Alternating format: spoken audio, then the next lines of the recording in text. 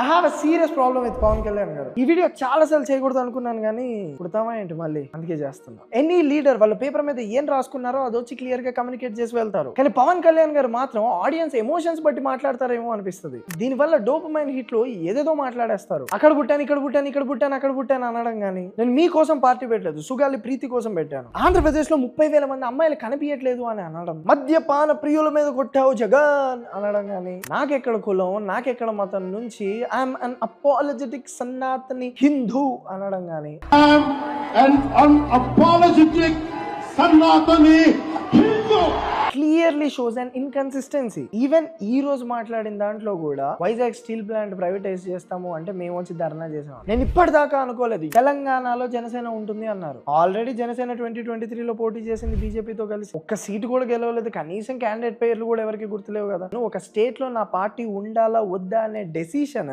మీరు క్యాడర్ ని కన్సిడర్ చేయకుండా, క్యాండిడేట్స్ తో మాట్లాడకుండా, ఒక ప్రాపర్ ప్లానింగ్ లేకుండా ఎమోషనల్ గా మీరు అలా ఎలా డిసైడ్ అయిపోతారు సార్? ఈవెన్ మొన్న కూడా ఆ వీడియోలో నేను జైలు నుంచి వచ్చేసరికి ఇక్కడ ఒక 2 minutes ఉంటుందా అండి అని అడిగారు. ఆ 2 minutes లో పవన్ కళ్యాణ్ గారు డిసైడ్ అయ్యారు అంటే టీడీపీతో అలయన్స్ లో వెళ్తున్నాము, పొత్తుతో వస్తున్నాము. అలా ఎలా డిసైడ్ అయ్యారు సార్? ప్రీవియస్ గా లోకేష్ గారిని, లోకేష్ నువ్వు నా తల్లిని దూషించావు, క్షమిస్తామా తెలుగుదేశం వాళ్ళని, తెలుగుదేశం కుంభస్థలం మీద మనం కొట్టాలి అంటేనే కదా మీ క్యాడర్ మొత్తం కూడా టీడీపీకి అగేన్స్ట్ గా అయ్యారు. మళ్ళీ మీరు వెళ్ళి టీడీపీతో కలవడం వల్ల చాలా మంది షాక్ కి గురయ్యారు. అందుకే కదా కళ్యాణ్ దిలీప్ శుంకర్ లాంటి స్ట్రాంగ్ వాయిసెస్ కూడా ఆ పర్టికులర్ టైంలో మీకు వ్యతిరేకం అయ్యారు. సార్ అసలు లాస్ట్ ఫిలిం ఏది సార్? అజ్ఞాతవాసి లాస్ట్ ఫిలిం అన్నారు. తర్వాత మీరు పవర్ సాధించుకోలేకపోయారు, పార్టీ రన్ చేయడం కొంచెం ఫైనాన్స్ కష్టంగా ఉంది, మళ్ళీ మీరు మూవీస్ లోకి వచ్చారు, అది ప్రజలందరూ అర్థం చేసుకున్నారు. కానీ మీరు డిప్యూటీ సీఎం అయిన తర్వాత కూడా మళ్ళీ OG2 అప్డేట్స్ వినిపించడం లిటరల్లీ కన్ఫ్యూజన్ ని క్రియేట్ చేస్తుంది క్యాడర్ లో. ఒక సైడ్ మూవీస్, ఒక సైడ్ కేరళలో క్లబ్స్ ఏర్పాటు చేస్తున్నారు, ఒక సైడ్ ఏమో తెలంగాణలో పోటీ చేద్దాం అనుకుంటున్నారు. కానీ ఆంధ్రాలో మీరే స్వయంగా అంటారు నాకు ఎలాంటి అనుభవం లేదు, నేను చంద్రబాబు నాయుడు గారి కింద పనిచేయడానికి రెడీగా ఉన్నాను. అండ్ ప్రతిసారి ఆంధ్ర వాళ్ళ కులభావం ఉంటుంది, ఆంధ్ర వాళ్ళకి అది ఉంటుంది, ఆంధ్ర వాళ్ళకి ఇది ఉంటుంది అని చాలా సార్లు అంటారు పబ్లిక్ మీటింగ్స్ లో. మీరు ఇది ఎట్లుందంటే చదువు రానోడికి నీకు చదువు రాదు నువ్వు ఇంతే అన్నట్టు ఉంటుంది. అరే వాడిని తీసుకెళ్లి ట్యూషన్ లో జాయిన్ చేసి వాడి చదువు వచ్చేలా చేయండి.